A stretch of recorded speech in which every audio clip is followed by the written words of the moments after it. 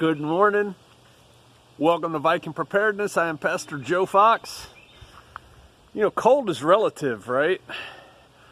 I remember when I lived in Thailand, one time it got to 72 degrees and I was freezing.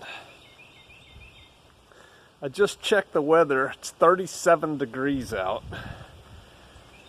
Where did fall go? Oh, what happened to the camera?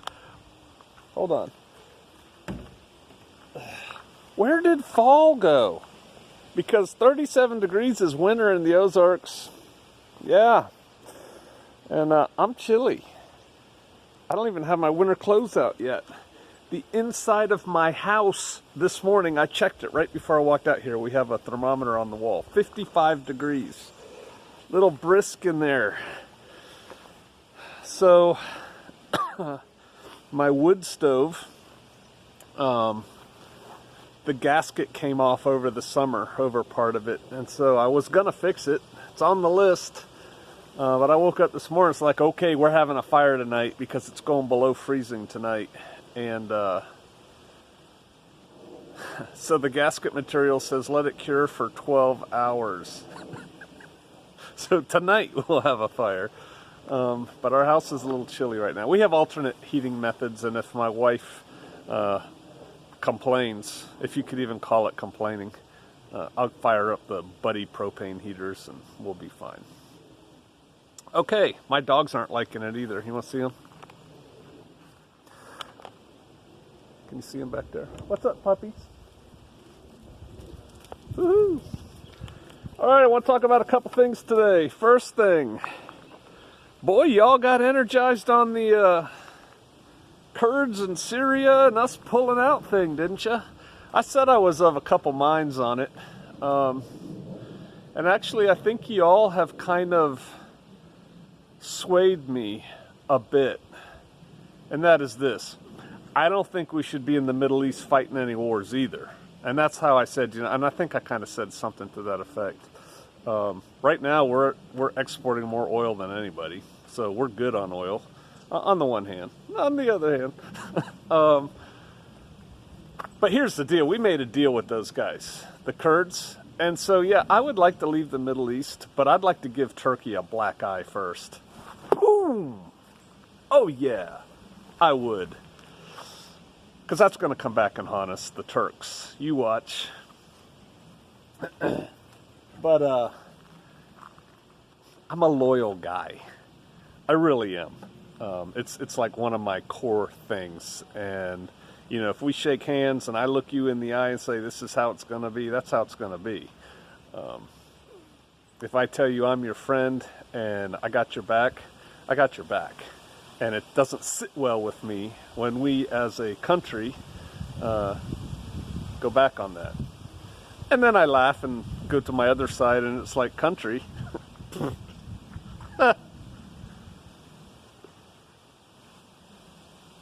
Whatever, the bottom line is, and here's the reality for you too, unless you have a son in Special Forces, I don't have a dog in that fight. Doesn't affect me one way or another. So there's that. But yeah, I would like to get out of those wars.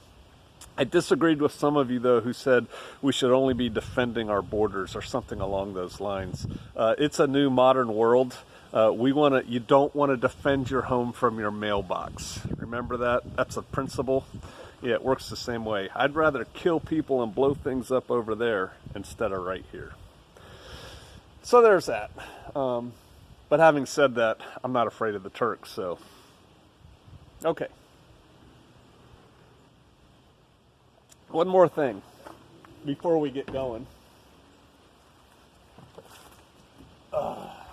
These are the teeth. I'm talking to tractor people now. These are the teeth for my box blade on the back of my tractor. I took them out because I didn't need them. I was just spreading gravel. And so they've just been sitting up here. They're not in a puddle. But can you see that they're getting really rusted? I know it's a tractor, but what am I supposed to do about this? Because I tell you, I see all these farmers, they just keep their tractors parked out in the field. But this rust doesn't sit well with me. You know, I'm the guy who cleans his rifle before he puts it away. So, you guys who know, please tell me, and I'll be asking people around here too. I just noticed it yesterday. I need a garage is what I need for my tractor. It's on the list. All right, hey, Shield Maiden, Warrior, I think she made a comment. She may have sent me an email. Doesn't matter. Made some comments. Oh, it was a comment. She said, hey, Vikings, get your act together. Start planning now to have a beautiful garden in the spring. Words to that effect. Turn your whole yard into garden. Yeah, I agree with her. If you're not producing your own food, you're behind the curve. So there's that. And then she said she was having some people come do some tree work, and she convinced them, that's my words for what I took from it, to leave the wood chips at her place and the wood for the trees they were taking out. I guess she's going to use that for firewood or something. I don't know. So here's the deal on that. If you live in a place that's convenient to get to, we are not, but if you live in a place that's convenient to get to, they'll give you all the wood chips you want, because basically they have to pay to get rid of them. And so if you tell them, Shield Maiden and others, hey, I'll take all the chips you've got, you can pile them up in a part of your yard. Again, it has to be convenient for them to get to. And maybe, you have them squirt it in the front yard and you wheelbarrow it into the backyard. You could do that. But they'll give you all you want. And wood chips don't go bad. If y'all have not yet seen Back to Eden Garden, the movie, which I posted it here, and I posted links to it before not that long ago. You should watch it. You really should watch it. And I was thinking of Shield Maiden, if you know that you've got chips coming, and if you know where in your yard you're gonna do your garden, you could go get cardboard now. Our latest hot spot for cardboard is the Dollar Goods store, all of them. And they're everywhere out here. We just go in and ask, and they're like, yeah, go around the back, take all you want, don't make a mess. And they've got so much cardboard.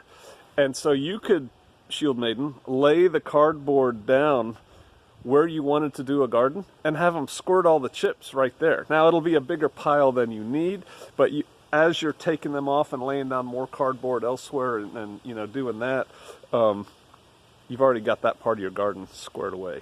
So that's what I recommend. This is the time of year to lay down your chips, your cardboard and your chips, so that it's ready in the spring.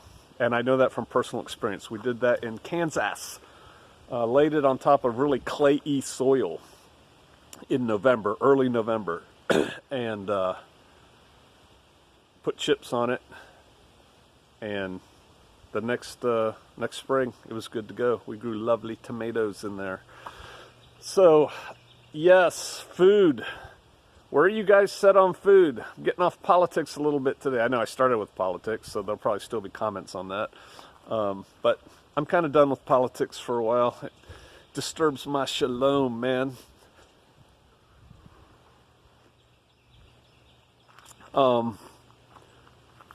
Food. If the world goes topsy-turvy, you're going to need to eat. And if gas prices go up to $1 bazillion a barrel, therefore the trucks have to charge more, therefore everything goes up in price. It would be good to have food that you bought at this year's prices ready to go. So you should store food, but storing food is a short-term solution, at most an intermediate solution to the problem. You got to produce your own food. What's your plan for that? I'm telling you, I live out here on a bunch of acres. We're only using a little bit of it, and we're not growing enough food to be self-sufficient. We're going to start addressing that next year. Talked to the Bear Independent, some months ago, and he and I were on the same stream of thought. He's just more precise in it than I am, and he had come up with a list of crops and calories per pounds per acre. I don't remember how he broke it down, but what we were both looking for was crops that we could produce, grow, that would best supply the caloric needs of our people. Potatoes! Yeah, I'm not great at growing potatoes. We did pretty good at sweet potatoes last year, and we're going to try it again next year, but I'm not great at it yet. And I tell you what, I'm kind of leaning towards fruit and nuts. Gorp, trail mix. We have a lot of blackberries here. We have a fair amount of wild grapes here, and we never harvest it all. You know, we're never like super serious about it. We're going to get every ripe blackberry. So that's going on. We have an orchard that's getting better by the year. When's the best time to plant a tree? 10 years ago. When's the next best time? Today. But our orchard is doing better, and it's starting to produce. Our orchard at High Prairie Acres is just, it's just fruit. It's amazing, but you know, that's there and we're here. And so we're kind of thinking about our orchard, and we may actually start another orchard just for that, for the calories. Because if you think about it, pears, apples, and then we are also growing peaches and plums, but really our main trees are apples with some pears. They're pretty calorie dense food, and you can do a lot of things with them. You can make because the whole key is, yeah, they come ripe towards the end of summer, right? Around now, a little bit before. They come ripe, but you want to save them for a year. You want to have enough food for a year to get you through to when the next ones are ripe, right? And so you have to store them, and you're not going to store them in a box for a year. But you can make pear butter, pear sauce, apple butter, apple sauce. You can dry them a variety of ways. You know, you could cube them all up and dry them and store them in mason jars, or you could cut them in rings and hang them on a string, you know, over your wood stove, you know, yada, yada, yada. But they store well, and so you've got calories there. So that's one thing. And then nuts. We have so many hickory nuts on this property, and I know where lots of different trees are. I think we could gather pickup beds full of nuts, hickory nuts, and nuts have a lot of calories in them. And we have spoken in the past, the Shofarians, about, and I haven't yet tagged the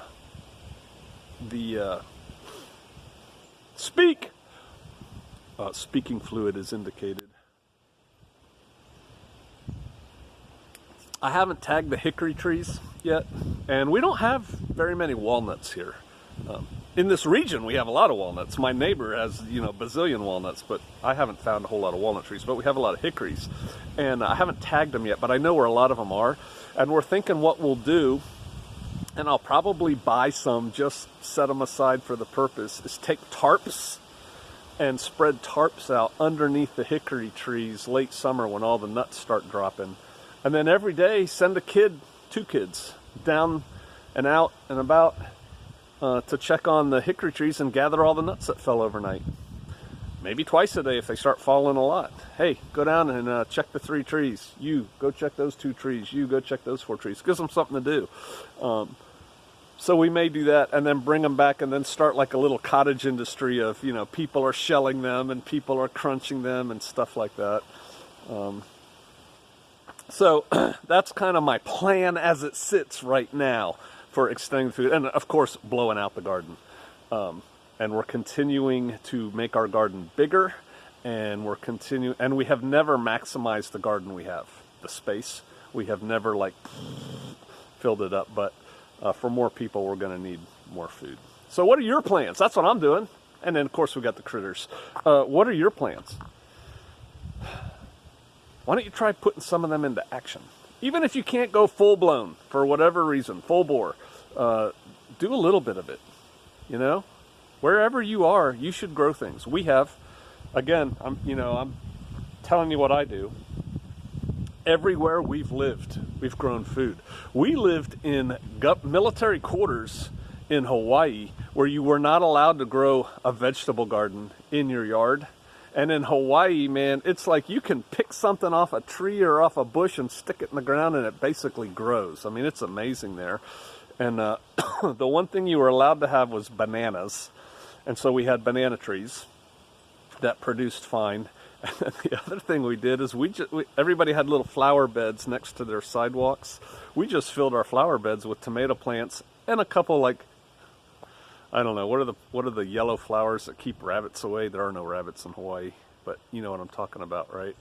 Not chrysanthemums. Whatever, marigolds.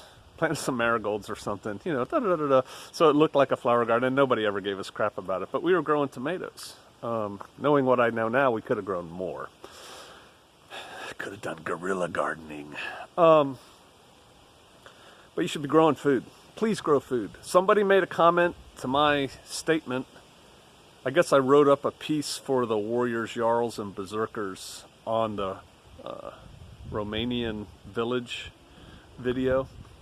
And I said something along the lines that we need to be growing more food, and that most Vikings, 2 weeks after an EMP, and then I put in parentheses, I think 2 weeks before they run out of food.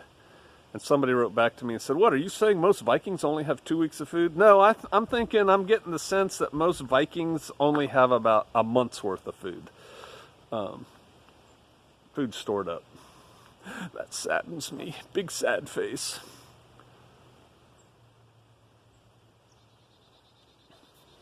Store food. You can't store too much.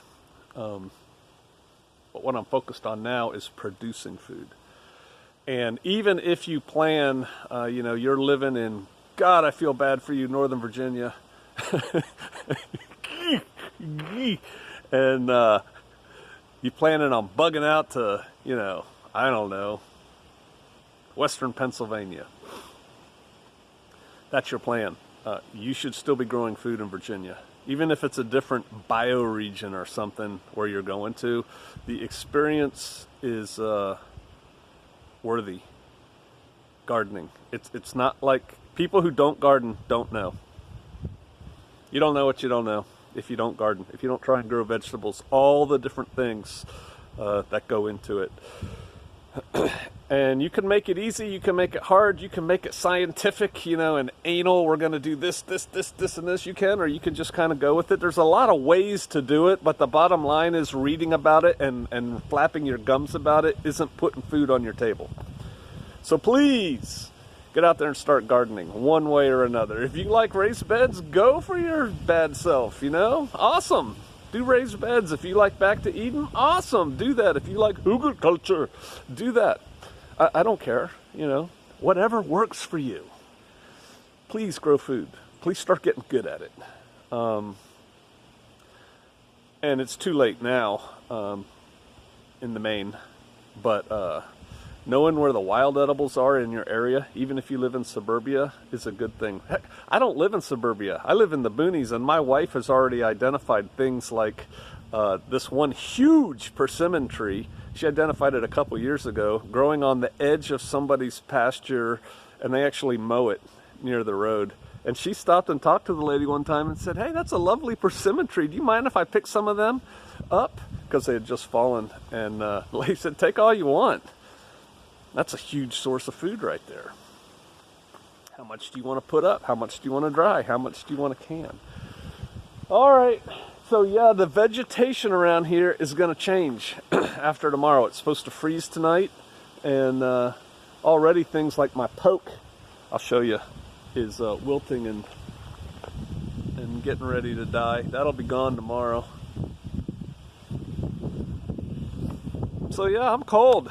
I know those of you in the northern tier up there where it's already snowed 5 feet or something, but I'm telling you, this is the Ozarks. Today is a winter day. I'm kind of bummed. My favorite time of year is fall, autumn. I really like it. This isn't autumn in the Ozarks. This is wintry, and I don't like it. I mean, I'm going to deal with it, clearly. You'll see me in my lovely... You know, I told my wife someday they're going to start selling pre-stressed Carhartt jackets like this. You'll pay extra to get this. Hey, it still works. I'm not trying to impress anybody. But yeah, I'm having to go to like layers and stuff already. I like walking around in the fall and seeing things. All right. Hey, that's just my day. That's what I'm thinking. Grow food. Yeah, I'm with you guys. We shouldn't be in the Middle East. We don't need their oil.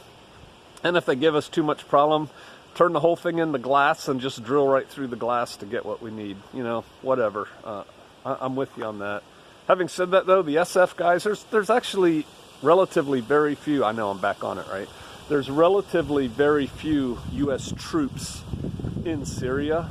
And in the main, the guys that are there are all special forces, and they all want to be there. So it's not like we're forcing them to go. I mean, work with me on that, but they want to help the Kurds out. And the best way we help them out is not by like standing in foxholes and shooting rifles. It's by using radios and laser rangefinders and bringing in Air Force. Remember the little green men incident? Oh yeah, stack 'em high, stack 'em deep. All right, I'll see y'all out there.